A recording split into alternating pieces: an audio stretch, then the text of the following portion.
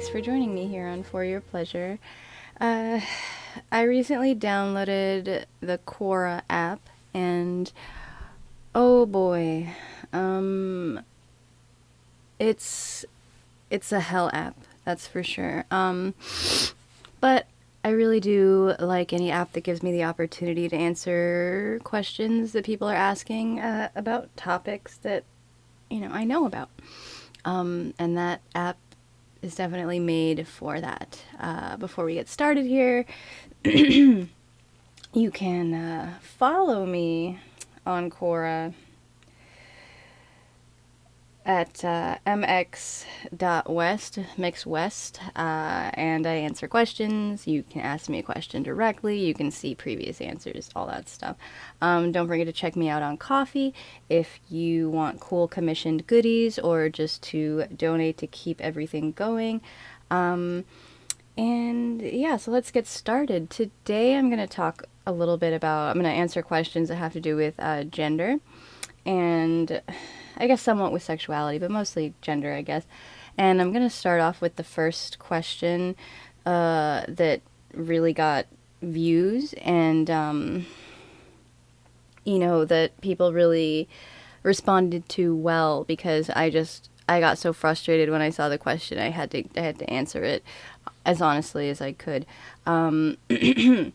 So the question was asked by Anonymous, and it says, I'm a gay guy, and I was recently hit on and asked out by a trans guy. I told him no, because trans guys aren't really my preference, and then he proceeded to call me a transphobe and yell at me. Am I wrong for rejecting him because he's trans? Now, the answer to the question is no, you're not wrong for rejecting anybody that you don't want to be with. You don't have to be with anybody you want to be with. You don't want to be with, and you can reject them for any reason. But preferences don't exist in a vacuum. And so if you tell someone that you don't like them for something that's inherently, part of who they are, then you're gonna get some backlash. I mean, for instance, would you tell, anybody else the specific reasons you were rejecting them? You would have things in your head, but if someone comes up and talks to you at a bar, you're not going to be like, ugh, well, my stepmom was a redhead and I really don't like redheads, or, oh, well, thanks for hitting on me, but your nose is like way too big, or whatever, just something that's them that they probably have had to work to love and probably love about themselves, or maybe you're a bit insecure about, instead of you just saying like, oh no, I'm not interested, like you would normally. Naming that specific thing is really hurtful and really unnecessary when it comes to the like dating and flirting interactions and stuff. So yeah, if you say like, no, I don't like you because you're trans, then yeah, it's transphobic, and that preference is transphobic. You're allowed to have it, but people are allowed to call you out if you vocalize it. I mean, just reject people like you would reject anybody else, and don't get into specifics if you don't want people to tell you how they feel about those preferences, especially when it pertains to, again, something that's really inherent in them and something that's very, part of who they are. Just think about how you would feel if you asked somebody out and they were like, oh, thanks, but guys with green eyes, yeah, no way. And you're just like sitting there confused going, but not, I mean, they said it like it was so obvious, like nobody likes anybody with green eyes, but that's not true. It was silly for me to approach them just because I should have known better about having green eyes and people not wanting to date me. And so yeah, it just doesn't make any fucking sense. And again, I'm not comparing being trans to having green eyes, but you understand what I'm saying. So with all that said, I guess I can read my, answer here that I gave, just to maybe, put it together a little more cohesively here, or coherently here. My answer was, maybe just try not rejecting people by telling them the exact reason you're rejecting them. Do you do that with other people? I think it's impolite to get into specifics when you're just not interested.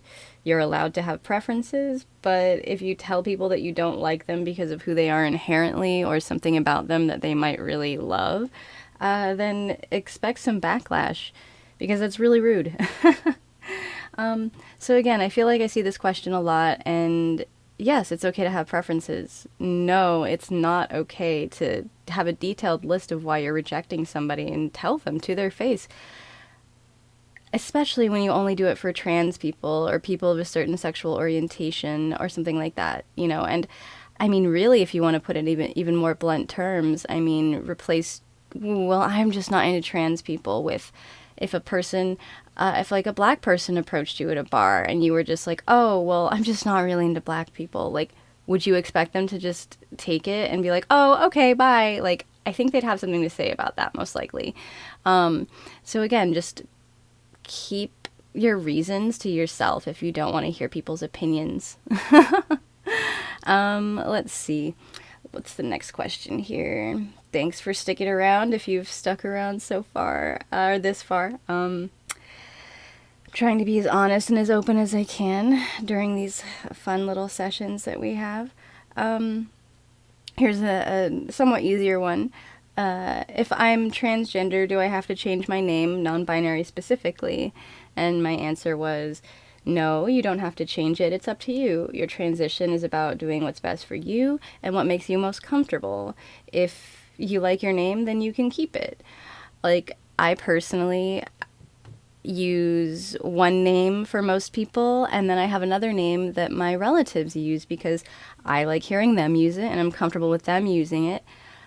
But I'm not comfortable with people outside of my immediate family using it, people I didn't grow up with. So, you know, everybody has different ways that they do things, and that doesn't make me any less non-binary or trans because I use my birth name in some situations and don't in others. And I don't not like my birth name. I just use it very infrequently. I don't really consider it a dead name as much as I just consider it, you know, a name that I just don't use that often, or that I only let people close to me use.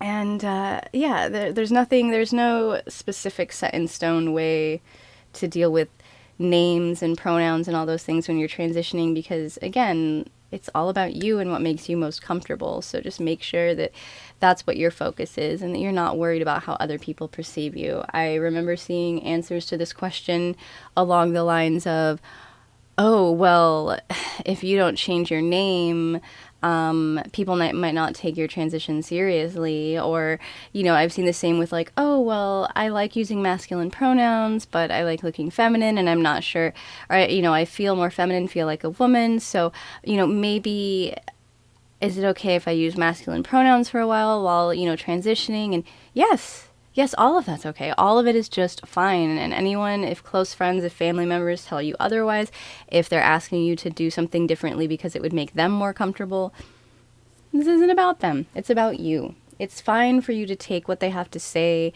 into consideration if you care about them and you know that what they're saying is very like genuine and honest and not them trying to stifle your growth. But most of the time, it's best to listen to your gut and listen to who you are and listen to your close queer and trans peers rather than folks who are just trying to make the whole thing more comfortable for them. So yeah, keep your name, get rid of your name, use it sometimes, use it never, have 5 names, do whatever you want. It's all about you. Let's see here. Let's answer another question. Oh, here's a good one. Here's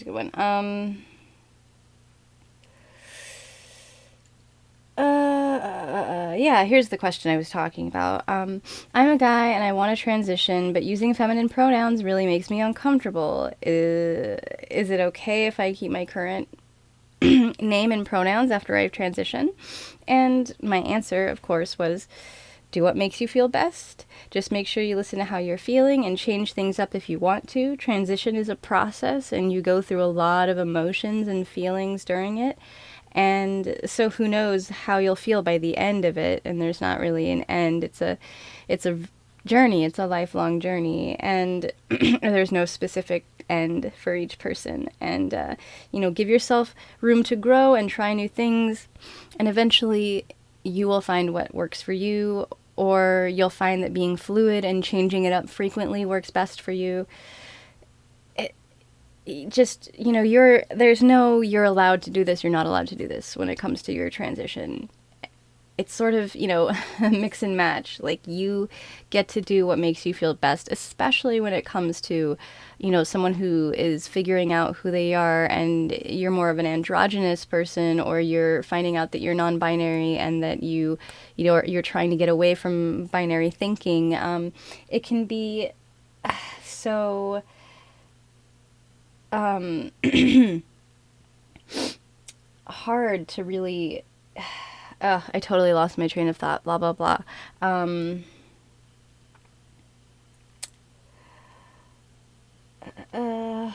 Process, go through a lot of emotions. Yeah, so just eventually we'll find what works for you. You'll find what makes you most comfortable, and being fluid all the time, also makes some people comfortable, and that's sort of where I'm at in my life. And, just go with the flow. It's okay to be uncertain, to be constantly changing, because being stagnant and forcing yourself to not feel the things you're feeling or experience the emotions and, intense gender feels that you're having, like, it's not good. It's not good for anybody. And here, let's answer one more question for this video. And let's see. Oh, here we go. I'm bi and my dad is homophobic, but I don't really care that he doesn't know. It doesn't bother me at all. Do I still need to come out? This is a question that I see a lot, and a lot of people seem really pained, when they can't come out to people, and I understand that to a certain extent. But a lot of people, I think, put themselves in harm's way, and, and this isn't me blaming or victim blaming at all, but, do things that are unnecessary for the sake of being truthful with the people in their life. And honestly, if coming out to someone, if you're afraid it's going to be negative, if you're afraid they're going to physically hurt you, you're going to get kicked out, you have no obligation to tell that person. It's okay to live a double life until you can be on your own and you can be in a safe situation. And I'm not saying it's great to live a double life.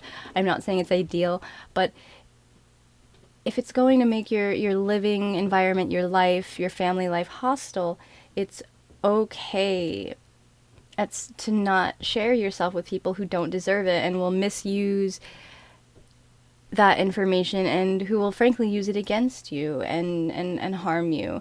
So it's perfectly okay to not come out. Perfectly okay to not come out. You shouldn't feel guilty about it, especially if you're afraid that someone's going to react very badly and they might kick you out, hurt you physically, emotionally abuse you. They should feel guilty that you don't feel comfortable enough to come out to them. You don't need to feel guilty. So my answer for that question... sorry, these aren't structured a little better. I'm going to try to be better about it next time, but this is just my first video. I'm trying to get it out there. Thank you for sticking with me. Let's see. So my answer is, it's perfectly fine to not come out to your dad. You only need to share yourself with people who truly deserve it. If he's not going to respect you and only cause you problems because of it, then you're fine avoiding it. It's absolutely none of his business. Make sure that you find other people like you and work on finding your own chosen family who accepts you for who you are. Hiding who you are from a parent, especially when you live with them, can be tough, but you will most definitely need support from like-minded folks and queer people throughout your life and your journey of self-discovery. So I would say take that energy that you're really, all that stress that you're feeling about, should I tell them, shouldn't I tell them? If you're worried about people finding out, that's a different stress, for sure. But if you know they're not going to find out and you want to tell them, but you think it's going to go badly, or you know for a fact it's going to go badly, you don't have to tell them, and take that stress and all that energy that's all balled up and try and focus it on finding friends and finding people that you relate to, and whether that's talking to people online, meeting people in person, if you live in a big city, you know, and if you're old enough, taking trips, you know, being able to take control of your own life, saving a little money, and just spending time on your own. You know, if you're over 18, for sure, you need to take control of your life. And it shouldn't matter, you know, whether or not your parents know you're queer, because you need to live your own life and you need to go for it. So, again, it's perfectly fine if you don't want to tell them. Other people might guilt you about it. They're the ones who should feel guilty for trying to get you to put yourself in harm's way and tell somebody something that they don't deserve to know. So yeah, those are my answers today. If you want to ask more questions, look me up at MX West on Quora. It'll be down in the links below. My profile will be. Head over to my Ko-fi profile. That's also linked in my YouTube profile. And if you have any questions, you can send them directly to me here on my Instagram that's linked, or to my email that's linked. Thanks again. I really, really appreciate you sticking with me to the end, and I hope my answers helped you a little.